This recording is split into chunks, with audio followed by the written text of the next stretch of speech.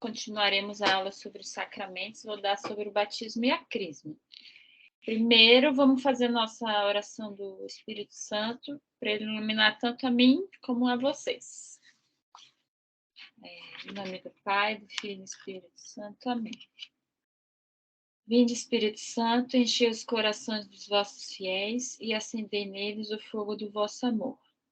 Enviai o vosso Espírito e tudo será criado, e assim renovareis a face da terra. Oremos. Ó Deus que instruístes os corações dos vossos fiéis com a luz do Espírito Santo, concedei-nos amar no mesmo Espírito que é reto, e gozar sempre da sua consolação. Por Cristo Senhor nosso. Amém. Então, eu vou compartilhar aqui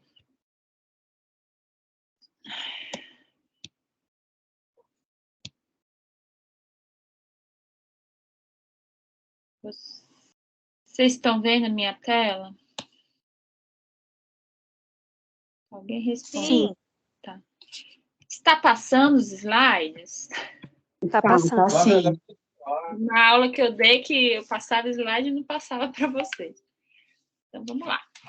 Então, a gente está na terceira parte das aulas. Já falamos, né, sobre os conceitos que é baseado no credo, sobre os mandamentos. E agora é a segunda aula sobre os sacramentos. Vamos falar sobre os sacramentos do batismo e do crisma. Não sei, eu imagino que a Pri tenha falado na aula anterior que é tão bonito ver como os sacramentos eles embarcam toda a nossa vida, né? Então, por exemplo, o batismo é o batismo do nascimento, e o crisma é o batismo. O batismo é o sacramento do nascimento e o crisma é de quando nós crescemos, né? E daí tem o sacramento, que é o alimento, que é a Eucaristia, o remédio, que é a confissão, né? E daí, no caso, o matrimônio para perpetuação da espécie, né? Da ordem também, que é outra vocação, e o da unção dos enfermos, que é relacionado à morte. Então, é bonito ver como eles englobam toda a nossa vida. E aqui são as partes da aula sobre o batismo, né? Deixa eu achar aqui as anotações. Daí aqui, onde está na Bíblia que ele foi instituído? Daí em Mateus, capítulo 28, fala: E depois ensinai todas as nações, batizai-as em nome do Pai, do Filho e do Espírito Santo. Jesus manda os apóstolos fazerem isso, certo? E aparece o batismo de João. João batizava antes de Cristo, para a conversão, e o próprio Cristo é batizado por João, certo? E ele batizava com água, e onde veio e desceu o Espírito Santo sobre Jesus. E quais são os efeitos? Eu vou ler aqui uma parte do Catecismo, é o ponto 1213, que ele fala bastante já, explica bastante coisa.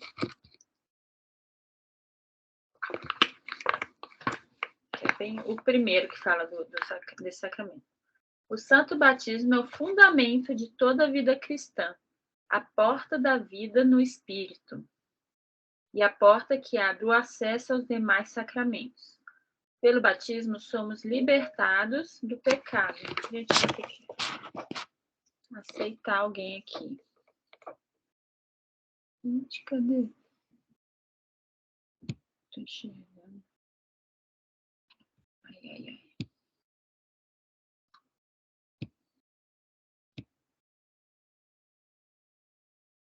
Boa noite, Danária.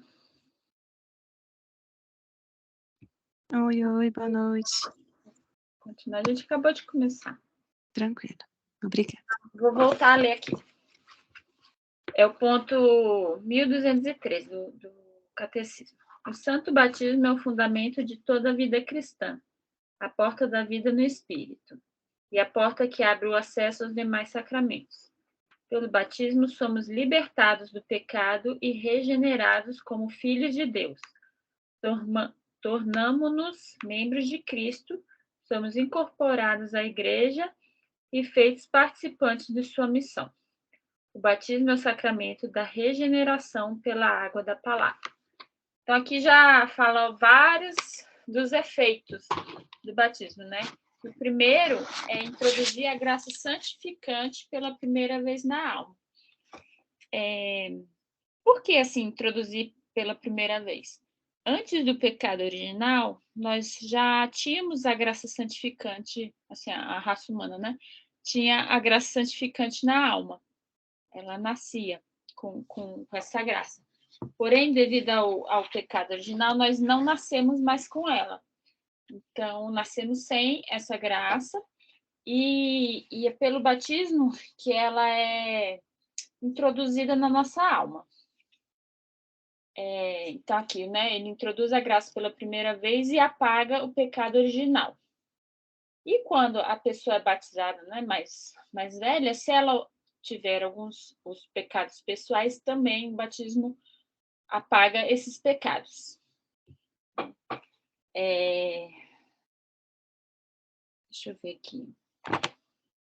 Então, a graça santificante devia estar na nossa alma, mas não está devido a esse pecado original, como se faltasse, né? Está faltando alguma coisa. E o batismo traz de volta, assim, né, introduz.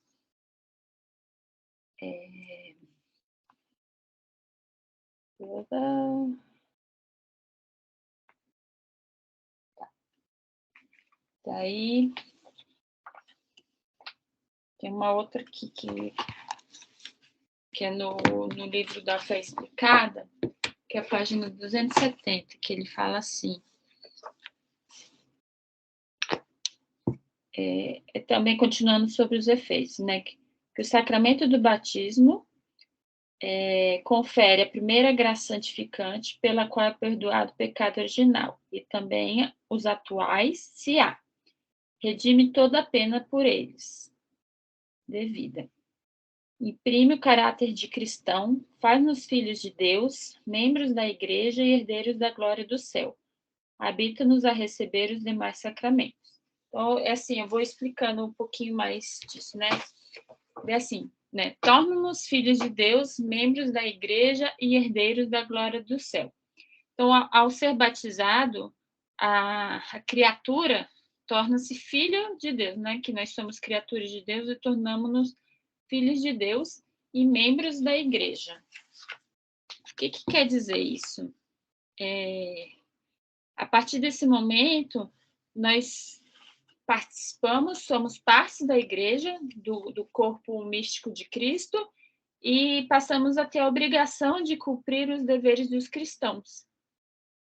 E tendo Cristo como modelo e obedecendo às autoridades como o Papa.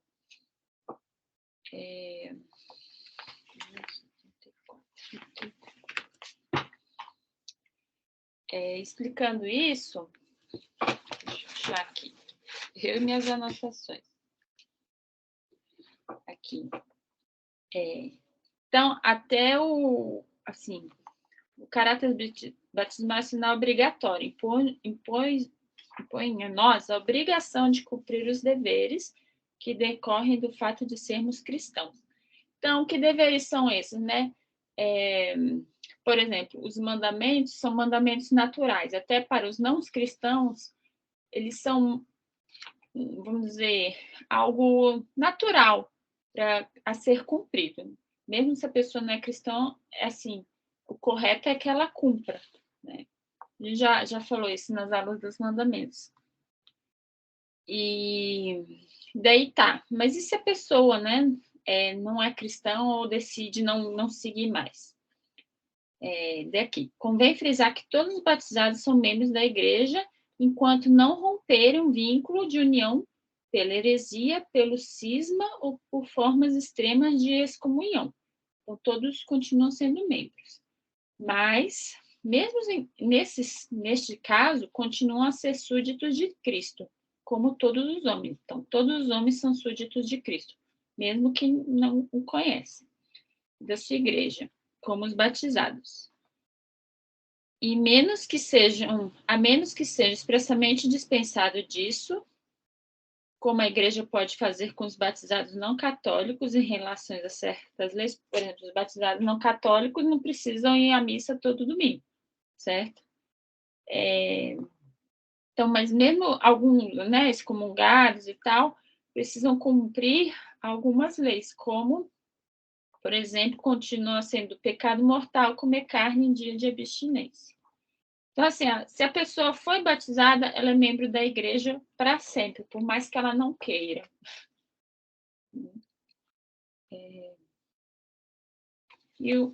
Vanessa, Oi, posso perguntar? pode. Essa não sei se você vai É responder porque sempre. certa vez eu ouvi que a gente pode trocar a penitência na sexta-feira, né? Da Por exemplo, carne? por outra penitência. Assim, da carne, eu não sei se pode trocar, mas, por exemplo, você pode fazer outras. Eu tinha ouvido falar nisso, assim, que se você comeu carne na sexta-feira, aí você pode fazer outra penitência. É tipo assim, se você esqueceu, Sim. Ou sim. você, às vezes, tem um evento que você foi, comeu carne, né? Era um evento, alguma coisa assim, aí não. Para não fazer a desfeita, aí você pode fazer outra penitência. É aquele negócio, a gente não pode viver com o mínimo, né? E assim, então, se puder fazer sempre mais, né? Então, fazer outras penitências e tal. Então, assim, se sei lá, não teve jeito, realmente pode fazer outras coisas, né? Mas eu confesso que eu não tenho, assim, eu acho que seriam mais em casos extremos, assim, tipo, esqueci mesmo, né? Então, eu fui num lugar só tinha carne para comer, meio difícil, né? Você quer que eu pergunte para alguém? Não, você pode. Depois eu posso lá perguntar para. Ou então você pode me mandar depois no particular, Tá, tá bom? tá bom. Assim, aqui. Deixa eu voltar um aqui. E nos faz herdeiros da glória do céu. O que é isso, né? Sermos herdeiros de Deus. Nós já temos o céu como garantia. Teve uma aula também que a gente falou, né? Que o céu já é garantia para a gente, para os batizados. Agora depende da gente chegar lá ou não. A gente pode negar o céu. Então, ninguém pode tirar essa herança do cristão, a herança do céu, assim, não pode forçar, né? Não, você não é herdeiro de Deus e tal. A própria pessoa, ela é a única que pode negar esse direito. Como? Pelo pecado mortal, negando a Deus. E ele é a porta dos demais sacramentos.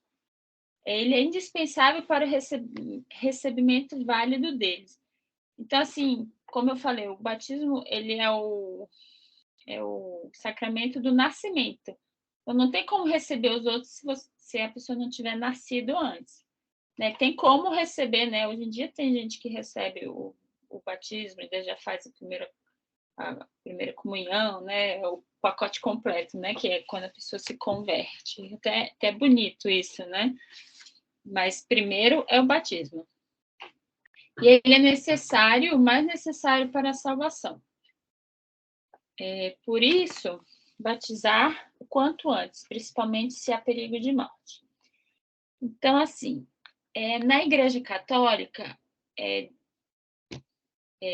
né, a gente batiza o quanto antes, né? O bebê nasceu, o quanto antes é melhor batizar. Assim, eu particularmente considero que você tem que ser desesperada, né? A mulher acabou de ter o bebê, está meio que caindo em si e já tem que correr para batizar. Né? Mas, assim, o quanto antes é melhor. Não pode ir, vamos dizer, deixando para depois por razões, sei lá, não, eu quero preparar uma festa, ou o tio que mora não sei aonde vai chegar daqui 2 meses, vai vir visitar a gente, então a gente vai esperar esse tio. Assim, o quanto antes, melhor. E até, assim, eu acho que todos já temos crianças, né? Mas é bom a gente se preparar antes também, não esperar a criança nascer para ir, onde é que vai batizar? Qual igreja? Tem curso de batismo? Tem que fazer, o padrinho tem que fazer, eu tenho que fazer, né? Então, se a mãe tiver que fazer, ela vai ter que ir com um bebê pequeno, então é melhor fazer enquanto grávida, né? É se preparar para conseguir fazer isso o quanto antes. Dá até para marcar antes da criança nascer também, né? Daí, em caso de morte, né? O que assim, quando, por exemplo, deixa eu ver se fala isso. Não. Está no hospital, a criança nasceu, mas está em perigo de morte, né? O que fazer? Qualquer pessoa pode batizar esse bebê. Pode ser enfermeiro, pode ser a mãe, pode ser, né? Qualquer pessoa. Desde que use as palavras, que eu vou falar daqui a pouco. Não é que eu te batizo, fulaninho, eu te batizo em nome do Pai, do Filho e do Espírito Santo. E eu li aqui no livro, vai explicar que tem que ser com água corrente, né? Que não vai ter água benta lá no hospital. Então, usa a água da torneira, que é uma água corrente, e batiza. E a pessoa, por mais que... Eu acho que isso está mais... Por mais, às vezes, ela é ateia... Isso vai estar lá na frente, mas eu já vou falar que eu já estou falando. Às vezes ela é ateia e acredita nisso, ou não é católica, mas também acredita. Desde que ela faça com a fórmula essencial e com a intenção de fazer o que a igreja faz, está valendo, né? Porém, assim, depois deve-se informar, assim, depois tem que terminar o batismo, vamos dizer assim, informar o pai. Vamos dizer que a mãe ficou sabendo que a criança foi batizada dessa forma, então deve-se informar o pároco, né, que ela já foi batizada e vai ser terminada a cerimônia de batismo. Né? Daí vai estar os padrinhos e tal. Mas o mais importante é ela receber. E daí... E o que acontece, né, em relação às crianças que morrem sem ter batizado? Né? Deus vinculou a salvação ao batismo, mas, por ser onipotente, pode salvar sem necessidade desse sacramento. Né? Assim, na revelação, assim, no entanto, como ele não revelou o que faria, o único que a igreja pode fazer em relação a essas crianças é confiá-las à misericórdia divina, apoiando-se na grande misericórdia de Deus, que quer que todos os homens se salvem. Então, assim, na revelação não está falando o que acontece com elas. Então, mas nós acreditamos que Deus, como é tão misericordioso, vai acolher essas crianças. E Jesus, né, na ternura de Jesus para com as crianças, que levou a dizer: deixai as crianças virem a mim, não as impeçais. Cristo amava as crianças, então acredita-se que vai recebê-las com muito carinho no céu. Daí outra questão que pode surgir, né? E as crianças que foram concebidas fora do casamento religioso, elas podem ser batizadas? E claro que pode, pois a igreja não vai penalizar os filhos pelos pecados, pela situação em que estão os pais. Porém, o sacerdote tem que ter provas, assim, vai fazer uma conversa com os pais, né? Que a criança será educada na fé. E daí cada caso você vai avaliar. Então, vai ver, né? Algum dos pais é católico, né? Ou pretende ser, né, passar a acompanhar a criança, os padrinhos são, ou está fazendo isso por mera conveniência social. Né? Que o batizado não pode ser visto apenas como uma conveniência social, uma festa. Vou fazer porque todo mundo faz. Não é isso, né? Ele tem a função, né, de introduzir a alma na igreja e também, como está dentro da aula mais para frente, assim, de educar a criança na fé.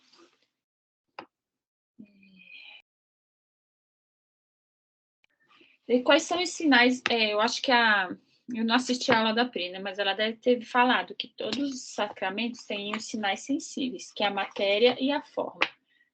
Então, a matéria do batizado é mergulhar quem se batiza na água ou derramar a água natural na sua cabeça. Então, precisa da água. E a forma são as palavras. Fulaninho, né? Eu te batizo em nome do Pai, do Filho e do Espírito Santo. Então, precisa ter esses dois elementos. Quem que pode batizar? Normalmente, são os ministros do batismo, que são os sacerdotes e diáconos. Porém, como eu falei, se há perigo de morte, qualquer pessoa pode batizar. Não precisa nem ser católico. E os padrinhos, né? Quem são os padrinhos? Para que eles servem?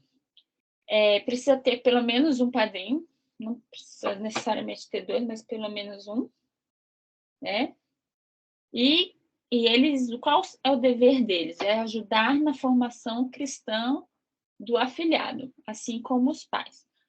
Muita gente, né, não entende né, por que às vezes, né, não chama alguém da família para ser o padrinho, né, aquela irmã, né, ou os avós, porque às vezes eles não vivem a fé, não vivem a mesma fé, ou não vivem fé nenhuma, então eles, na verdade, eles não podem ser convidados, porque como que eles vão se comprometer a ensinar uma coisa para a criança que eles não vivem, às vezes, nem acreditam, né? Então, existem condições para a escolha do padrinho, que é ser bons católicos, ter mais de 16 anos, que eles tenham feito, né, a primeira comunhão e sejam crismados. E eles têm essa missão de educar a criança, especialmente se os pais se negligenciarem. Então, assim, se os padrinhos perceberem que os pais não estão orientando a criança direito, então que já tem idade de fazer a primeira comunhão e não fez, então, com caridade, deve-se chegar e conversar, né? Será que não está na hora? Quer que eu leve para catequese, né? E mostrando, assim, levando a criança a conhecer a Deus. E quem não pode ser os padrinhos? Os próprios pais e o esposo ou a esposa de um adulto que esteja sendo batizado. Por quê? Também tem, assim, que na falta dos pais, né, se os pais ou negligenciarem ou falecerem, né, os padrinhos que vão guiar essa criança a Deus.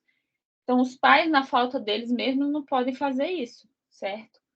E a esposa, fala, né, no livro explica que pela mesma razão, que a esposa, ela, vamos dizer, que se comprometeria, mas um dia ela pode faltar, né? Ela mesma pode não estar ali do lado, né?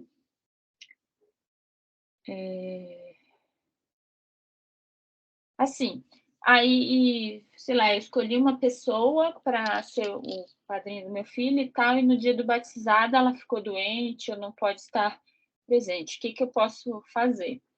Daí pode-se ter um representante, no caso de ausência, né? Mas deve ser comunicado ao sacerdote, preferencialmente por escrito, né? Que o padrinho não pode estar presente e aquela outra pessoa vai representar. Tem uma história na minha família que a minha irmã ela tinha um padrinho, teve um representante e depois o outro. Eram três. Eles falavam que eram três padrinhos da mesma pessoa, sabe? No fundo era só um, né? Daí, vamos lá. Tipos de batismo. Tem o batismo sacramental, recebido através do sacramento. O batismo de sangue, que é o recebido pelos mártires. Esse, no caso, era especialmente no começo, né, dos primeiros cristãos. Tinham cristãos que ainda não haviam sido batizados e morriam como mártires. Então, eles recebiam esse batismo como de sangue. E o batismo de desejo, que ele é recebido por quem deseja o sacramento de forma explícita, mas não tem condições de recebê-lo. Então, a criança, quando morre, ou implícita, se conhece a sua necessidade e desejaria. Isso é alguém que gostaria de ser batizado e não foi, se pudesse, esse querer, né, só que não foi. Esse de forma implícita é, por exemplo, alguém que não conhece a fé, mas vive bem a sua própria religião, quer fazer a vontade de Deus, porém não foi batizado na igreja. E aqui explica melhor o ponto 1260 do Catecismo, que ele explica o seguinte: sendo que Cristo morreu por todos e que a vocação última do homem é realmente uma só, a saber, divina, devemos sustentar que o Espírito Santo oferece a todos, sob forma que só Deus conhece, a possibilidade de se associarem ao ministério pascal. Todo homem que desconhecer do Evangelho de Cristo e sua Igreja, procura a verdade e pratica a vontade de Deus segundo seu conhecimento dela, pode ser salvo. Pode-se supor que tais pessoas teriam desejado explicitamente o batismo se tivesse tido conhecimento da necessidade dele. Então, alguém assim que é de outra religião, mas vive bem a sua religião com boa vontade, né, ela tem esse batismo de desejo. E dei o batismo sob condição. É o batismo sacramental válido no caso de não ter havido anteriormente. Ele é feito, por exemplo, quando não se tem certeza de ter sido batizado. Então, assim, uma pessoa foi batizada, mas não sabe se foi, não tem, né, assim, não sei, antigamente devia ter muito isso, né, que não se registrava, ela recebe esse batismo sob condição. Tanto no batismo de sangue como de desejo não se recebe o batismo sacramental, mas sim os frutos. Deixa eu ver. Acho que foi. Deixa eu ver se tem mais alguma coisa. Alguma dúvida sobre este assunto? Assim, uma coisa assim. Aonde preferencialmente batizar?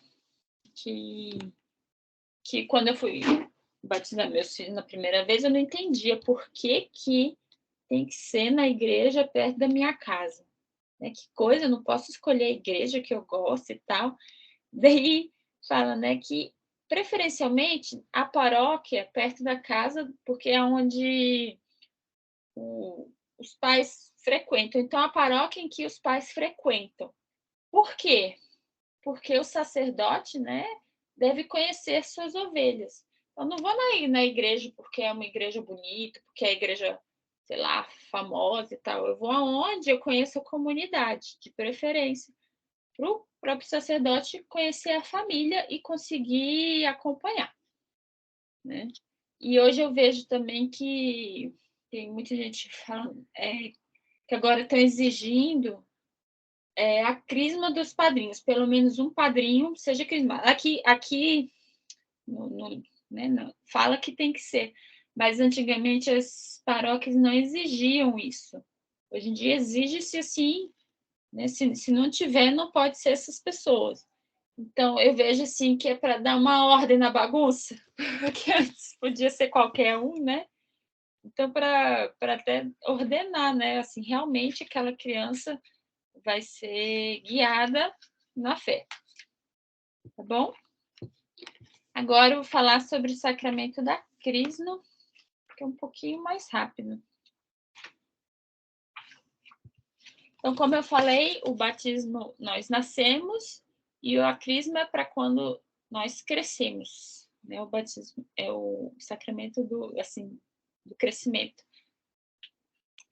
De quando foi instituído, assim, no Evangelho, né? Na Bíblia não fala, esse aqui é o sacramento, né? Assim e tal. Mas fala assim, que chegando o dia de Pentecostes, estavam todos reunidos num só lugar. De repente veio do céu um som como um vento muito forte, encheu toda a casa na qual estavam assentados. E viram que pareciam línguas de fogo que se separavam e pousavam sobre cada um deles. Todos ficaram cheios do Espírito Santo e começaram a falar outras línguas. Então, aí a vinda do Espírito Santo, e também tem aqui, mas não tem essa parte. Acho que ficou lá para baixo. Aqui. Que eu subi um slide só, era para ter subido 2. Então, é uma nova maneira, a crisma, né, de receber o Espírito Santo, uma inabitação especial do Espírito. Estes, né, dos apóstolos, estes ao chegarem, oraram para que eles recebessem o Espírito Santo, pois o Espírito ainda não havia descido sobre nenhum deles. Tinham apenas sido batizados em nome do Senhor Jesus. Então, Pedro e João lhes impuseram as mãos e eles receberam o Espírito Santo. Então, no livro foi explicado, assim, diz que pela tradição trazida pelos próprios apóstolos, essa imposição das mãos era, né, a descida do Espírito Santo sobre as pessoas. E daí tem o sacramento da crisma.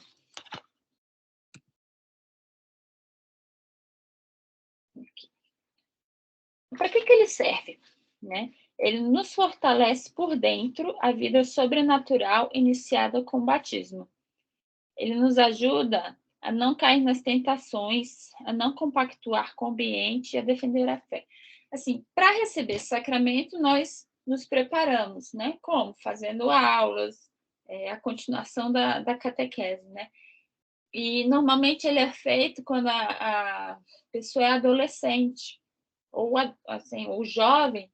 Então, é uma fase em que é importante esse fortalecimento da fé, porque quando nós estamos lá fazendo a primeira comunhão, nós somos muito crianças ainda, querendo ou não, que é importante receber isso, porém a gente vê de uma outra forma.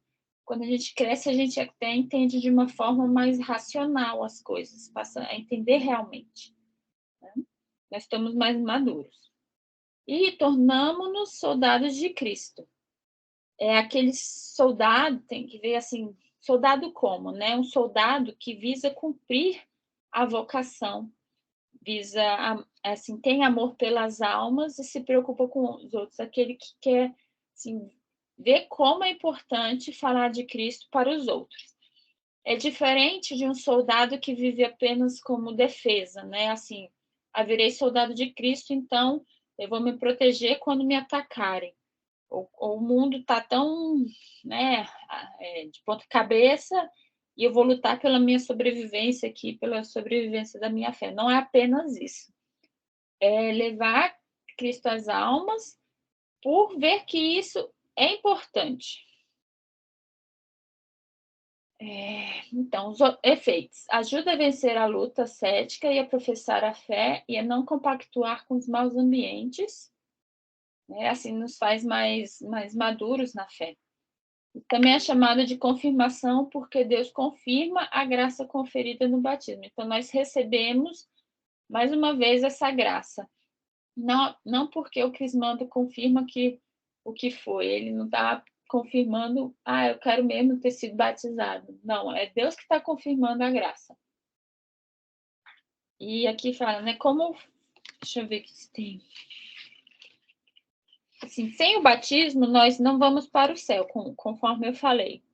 E sem o crisma, o caminho torna-se mais difícil. Vamos dizer, como se a gente estivesse com a fé mais fraca. Então, com essa vinda, né, do Espírito Santo, nós ficamos mais fortes ainda.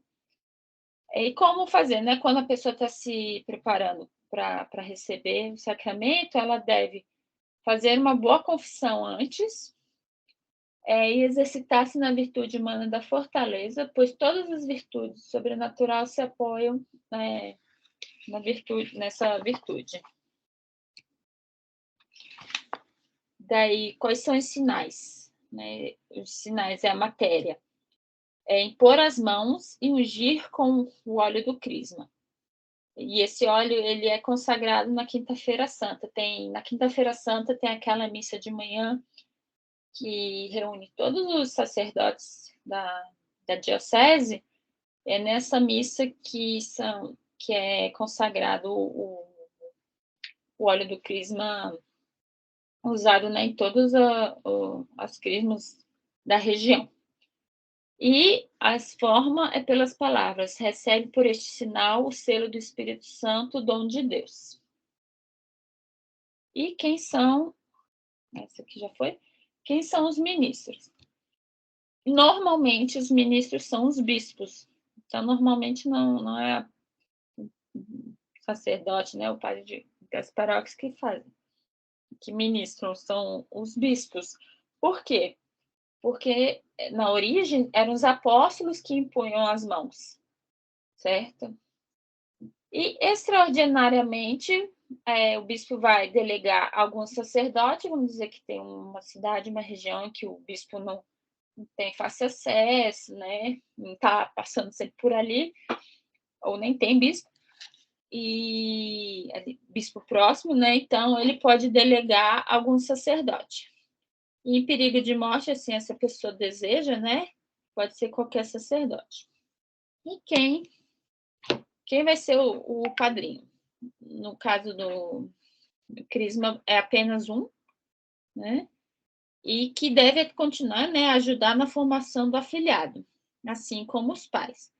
E, assim, de preferência, se puder, né, continuar sendo o mesmo padrinho, ou a mesma madrinha que foi no batismo, certo?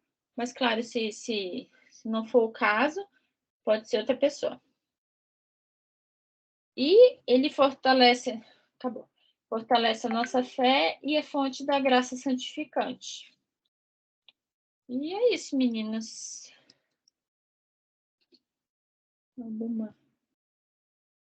Cadê?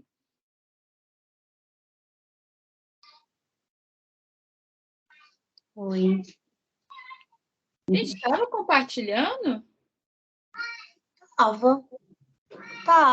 Ainda tá? Não. Oxi. Então tá bom. Ele nem apareceu aqui. Alguém tem dúvida sobre a aula? Se não tiver, eu paro a gravação e a gente continua conversando.